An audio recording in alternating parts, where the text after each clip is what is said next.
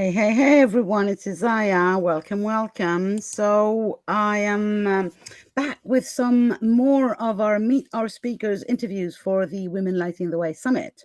And you might say, oh, but the summit was last weekend. It was indeed. But you know what? We are doing replays, we're doing free replays. So, you get not 1, but 2 weeks of free replays for all of the 14 amazing talks that these amazing, incredible women have agreed to share with us and with you. So it's still time to meet them if you haven't. And actually, there are 2 speakers that we haven't met, and one of them is Ailish. So today we're meeting Ailish Keating. And so, you know the drill by now. If you've watched a couple of these interviews, they're random. We talk about stuff and we try to get acquainted a little bit with the speakers in a less formal way. So, the first question that I'm going to ask, and it's very important for me that this summit, which is now year 3, is global. It includes women from 3.5 continents, speaking as a first language, 3 or 4 different languages. And that to me is really important, because what we're trying to do here with Chris, my partner in crime, is to create a library of women's stories.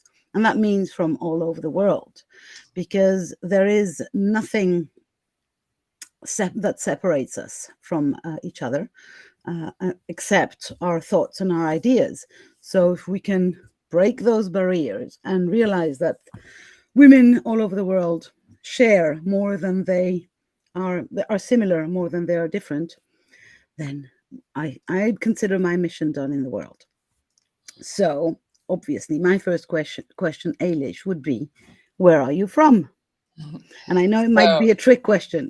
it is partially. So I was born on the west of Ireland, in Clare, which is the southwest, and I lived there for the first maybe 20 years of my life, and then I was in the United States in New York, mainly in the city and Brooklyn, and then in Maine for about 8 years, and I've been back in Ireland for about 3 years. So that's kind of a little bit of my So you, geographic. you it's like the Hobbit journey. You've been on an adventure and back.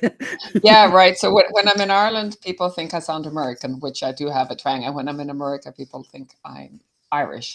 So it's really quite funny. I sound the same, but to each I sound different. Yeah, I So know the feeling. It happens to me too with the languages. And was it a choice to go to America yeah, and a absolutely. choice to come back? Kind of Ish. ish. My name is Eilish. Ish. So it was a choice to go there. Yeah, because New York. Actually, my aunt has this pub on the Wild Atlantic Way, and it says "Have one for the road in Ireland's nearest bar to New York." So New York was always kind of, from when we were a very young age. New York was seen as the capital of the United States. Obviously, it's not, but it was seen basically as Yeah. the Hmm. huge metropolitan, area. So when I went, it was to go there for that, and I was in college there for a little bit. When I came back, it was I had wanted to go back at some point. It's funny, I couldn't quite figure out how I was going to swing it, but then my health was in a bit of a decline at the time, and things weren't working out. And once I made a decision to come back, then I was back within 2 weeks. So it's really quite Wow. it's really quite interesting, the power of decision, but you can postpone it. I've been thinking about it to come back at least for a year or two for a while. But I just was like, I don't know how I'm going to do that. So, And then it happened. Yeah. and then it happened. And then once I made that decision, then lots of things were able to open up for me. It's like once everybody knew what I wanted to do, it was like the whole world was able to move around it. And it's like, okay, this is happening. It's funny. Yeah. And when you got to New York, since it was, I suppose, kind of a big dream to go there, and you had expectations, Mhm. what was the thing that fulfilled those expectations the most? Did you find the bar that you loved, or the whatever I just apartment, or all of the above. I felt incredibly free in New York. You could do whatever you want, essentially, whenever you wanted, at almost any time of the day. So you could leave your home at any point of the day and go and do something. You could go walk, you could go to a restaurant, you could go see a show, you could go to a bar, you could go to whatever, you could do whatever. You could go find a park, or you could even get a train from the city out to the beaches. Like there was just this. and there's this so many people, right? It's over, I don't know what, over 10 million people, 12 million people in the city, but it was the 90s into 2000, so it was quite energized and exciting to be there at that time. A lot of neighborhoods were being kind of discovered and opened, and the city was expanding a little bit. Now, they had been, at some point in time, they had been discovered previously, and then everything had kind of receded in, essentially. Then it was started to push back out from the island of Manhattan. So it was a very fun time to be there, very creative time. I ended up living in Williamsburg for a long portion of time, and I had a bar restaurant there, and it was a real creative hub. So lots of artists and lots of, it was just in the scene at the time, and it was fun. Hmm. It was a lot of fun.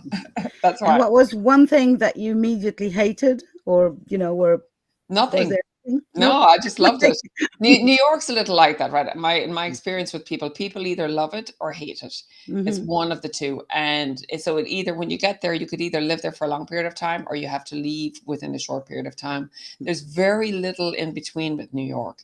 So it's just a city that worked for me. Other people arrive and leave in the middle of the night, like it's that overwhelming. I didn't mind the crowds, because you can be alone in a crowd, right? You don't need, it doesn't, nobody really interfered or really cared what you do. So therefore, you don't really have to answer to anyone. So you can just do what you want. So it's great. Even It's the quite weather, you selfish. were okay with the weather, It's because that's the fine. one thing.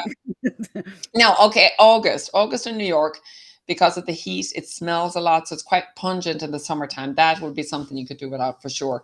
Like July, late July and August are just 2 months, just because of the heat, the Mm, smell of the trash and traffic mhm. and everything. That's the thing that would drive you crazy. Subway's being crowded would drive you a little batty sometimes, but you always have options. If you don't like one line, you can go walk a bit and you Yeah. get another one. You can walk, you can ride a bike, And is so. there, because you mentioned the smell, is there one of your how do you call them, senses, that is more prevalent for you? Is it the smell, the touch, the view, the Um, auditive, or what's the last one, the touch one? Um, Um, so I hear things every now and then. I see things. So clairaudient, clairsentient, right? Is that, no, clairvoyant? A little bit, not really, but every now and then I'll see stuff. It's very random, but more often than I'll hear stuff or I'll know stuff. Claircognizant. so did you, for instance, when you were studying, do you learn by listening to things like I only learned podcasts that. or?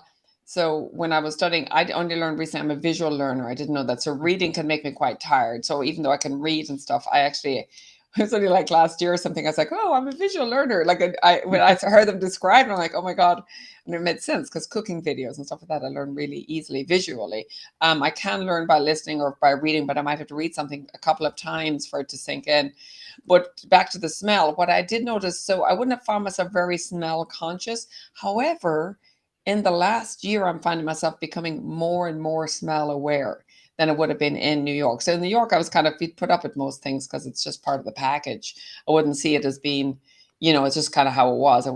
But now this last 6 months, particularly, I'm getting quite smell conscious of things, and so that's interesting. I don't. Well, I guess you have now the complete opposite experience of what you're describing as a New York experience. Crowds and smells and Right. hustle and bustle, and now you live in the middle of nowhere, right? Almost. Well, Ireland, yeah, in the Limerick, Ireland is a lot more. It's more populated than it was when I left. It was like 3.5 million Yeah. people when I left, and now it's over 5 million. So that's a pretty big increase. But you can still find quiet places. You can definitely find roads that nobody's on, and hills that nobody's walking on, and just avoid Yeah. avoid the coast in summertime, and the wonderful wild Atlantic way. Just go the opposite direction. That's right. Yeah. So Yeah.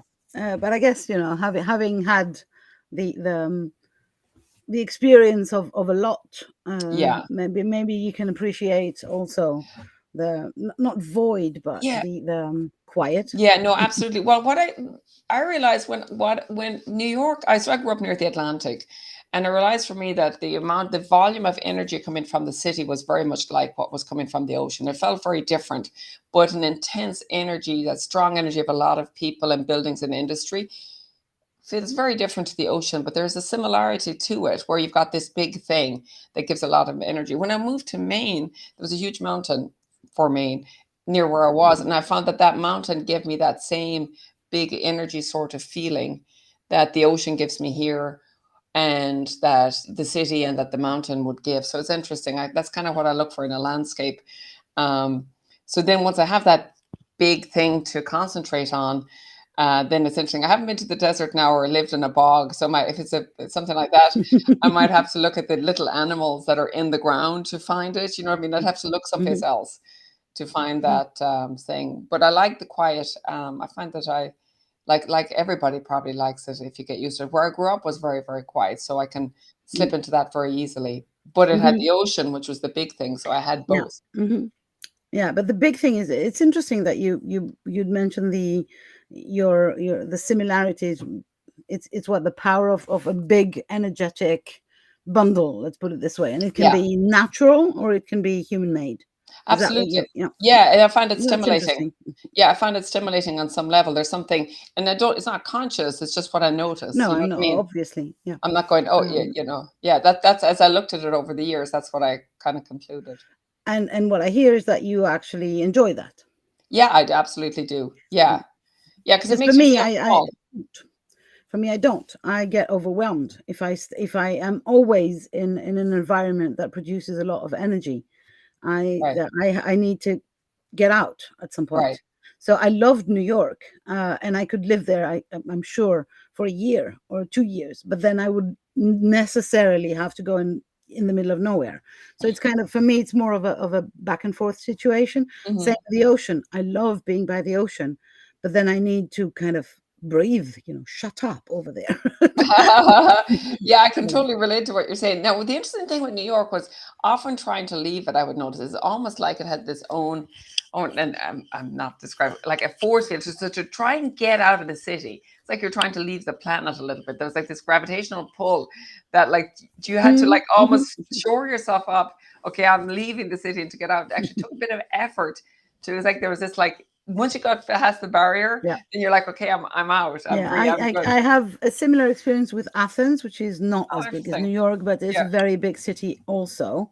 And it's kind of it's spread, and you kind of when you want to drive out of there, it kind of it's almost as if you're not progressing. You kind of Right. when does it end? Yeah. And yeah, I can I'm it's 20 minutes to the sea from some of the places where I dwell in Athens, and yet we never go Wow. Yeah. because it's kind of it's a city, so you're in the city, it's an energy for the city, and you don't go to the sea, or and it's really interesting how yeah, there is a gravitational pull. Right. I remember the same thing in Mumbai years and Oh, years ago, that this thing kind of was almost like a giant octopus thing that we were part of, we kind of became part of, and it meant not only an effort but a painful one to separate. wow. That's so interesting. Yeah, and that's part of the reason I think why I don't live permanently in big cities. I go there and love it. I love London. I love, I really love. I'm going to New York next year, and I'm really excited to go again. But I don't want to live there because I feel like I dissolve Okay. almost. But that's me. Yeah, yeah, yeah, yeah. It's going to be different for everyone, right? So yeah, Yeah. it's just but it's interesting to hear different experiences on it, like as well, right? It's like, oh yeah, that is a thing. But I think I'm really loving this conversation because it highlights how much you are sensitive to energetic atmospheres, not even people, but even inanimate objects or concepts like a city, and how much you have lived your life being conscious of that at any point, or and aware of that, and made choices that reflect that awareness, Mhm. which I think is a very interesting take on life. Right. Yeah, well, yeah, and often you know how it is. You're just in the middle of it quite often, and it's just something every now and then you'll notice one thing. You're like, oh, okay, that's the thing. Like most often it would be if I was walking in the evening, like would often walk over the bridges or walk through the city, or and every now and then it's just not a normal, like not a continuous thought Yeah. process. But every now and then these thoughts would be like, oh yeah, that's me, that's the thing. Absolutely. Well, so I need a stupid questions. We usually end with stupid questions. So let me think. Are you more attracted towards salty foods or sweet foods? I'm thinking salty at the moment, but sweet and salty together would be like great. Like salted caramel chocolate is good, or I salted see. vanilla ice cream. If I have to choose Okay, so both well. both together. Enjoying the wholeness of life, both the Yeah, sweet exactly. and the salty. Yeah, absolutely. Mhm. Absolutely. Well, thank you very much, Ailish. Do you want to say anything regarding the summit or your talk or anything? You don't have to, because I know that people will now want to go and listen to the talks. Oh, and I forgot to share the link. Sorry, I have to do that before we go. Okay, Wait, great. just No, give me a absolutely.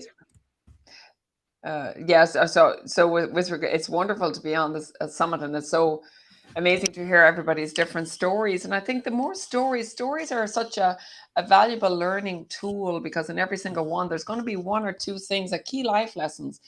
I would imagine that years ago we would have community, and community would share more stories, right? And Yeah, from the stories of the neighbors and families and friends in extended areas, you would learn what was helpful and unhelpful, and successful and unsuccessful. And the beauty of these stories is that people can go a little deeper than on something than you could say you would see on somebody's Instagram profile or Facebook profile, which is usually just a snippet of a good time for the most part. It doesn't really give a whole lot of detail as to what it took to get to that good time moment, and all of the other, the stuff in the background is left out. So I find that I can, if I any one of the speakers, I'll learn at least one or two or three different yeah, things from them. That just saves me a lot of a lot of yeah. Agreed. angst or whatever. And then there's a different perspective. I'm like, oh, I could see something like that. Wow. It just opens up options. So that's what I find Absolutely. it Yeah. valuable. Absolutely. That's why we're doing this. So thank you very, very much for mentioning that. Thank you very much for being a part of the summit this year.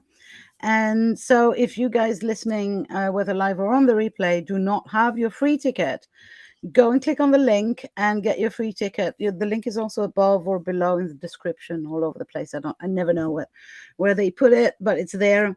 It's free, and we have 2 weeks worth of free replays. So until July the 8th, you can still get in, listen to the talks, get the freebies. Yes, there are freebies, and get to meet our speakers. And they have special offers for each and every one of you, should you like to investigate them further and work with them. So, yeah.